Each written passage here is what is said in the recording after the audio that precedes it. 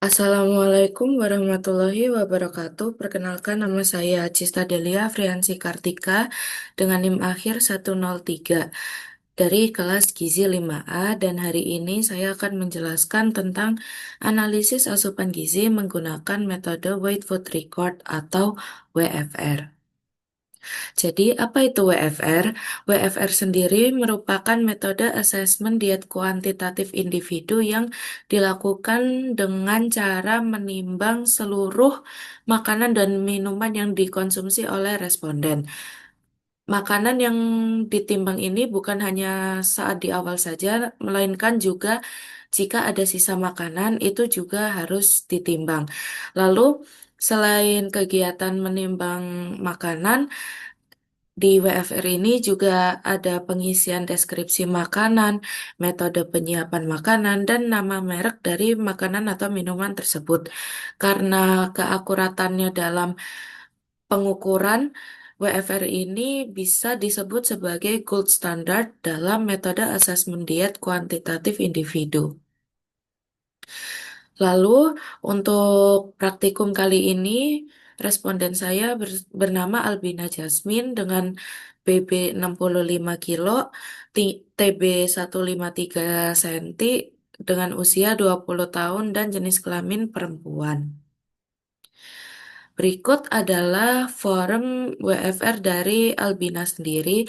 Jadi di sini terdapat waktu makan dari Albina, menu makan, bahan makanan dari setiap menu ini, lalu ada metode pemasakan, lalu total konsumsi dari makanan-makanan tersebut dan keterangannya, misal membeli atau memasak sendiri.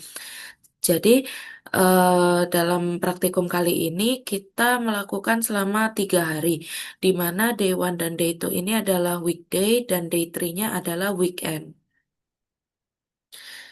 Lalu setelah pengisian dari form WFR tadi, kita lanjutkan dengan menghitung total asupan gizi dari Albina.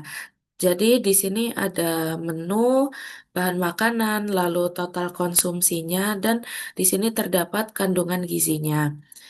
Nah, lalu semua kandungan gizi yang sudah dihitung itu nanti akan ditotal dan dirata-rata selama 3 hari.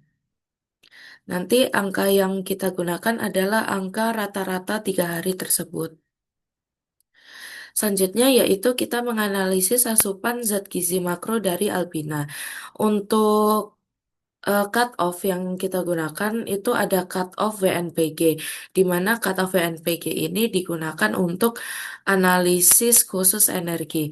Jadi di sini Albina energi intake-nya sebesar 826, di mana eh, persen WNPG dari Albina ini sebesar 33,4,04%. Maaf itu komanya belum saya betulkan, seharusnya 33,04 dan ini termasuk defisit berat jika dilihat dari cutoff WNPG. Lalu untuk asupan makronutrien lain itu dihitung berdasarkan AKE. Jadi di AKE ini ada angka minimal dan maksimal dan dari semua makronutrien itu belum ada yang memenuhi kebutuhan albina itu sendiri. Eh, jadi bisa dibilang untuk konsumsi makronutrien dan energinya itu masih sangat defisit ya. Selanjutnya yaitu untuk analisis asupan zat gizi mikro, kita menggunakan pedoman dari AKG, di mana dari semua mikronutrien yang Albina konsumsi itu masih kurang dari AKG yang seharusnya ia konsumsi gitu. Lalu berikut adalah rata-rata dan kecukupan gizi makro dari anggota kelompok. Jadi di sini terdapat 16 orang yang kita hitung zat gizi makronya. Setelah itu kita total, kita rata-rata, dan kita beri standar deviasinya juga. Lalu berikut adalah versi zat gizi mikronya. Lalu jika dibandingkan asupan albina dengan kelompok itu tadi, semuanya masih di bawah itu ya, masih di bawah 90%, which is eh seharusnya angka minimal untuk bisa dikatakan mencukupi itu ada di 90% untuk zat gizi mikro, dan untuk zat gizi makronya tadi sesuai tabel yang ada di awal yang ada angka minimal dan maksimal. Jadi di sini untuk pada intinya untuk asupan dari albina dan kelompok itu masih kurang semuanya. Kecuali untuk vitamin A yang versi asupan kelompok. Jadi untuk vitamin A versi asupan kelompok ini pemenuhannya sudah 97,6% per hari, jadi sudah bisa dikatakan cukup. Sisanya masih kurang.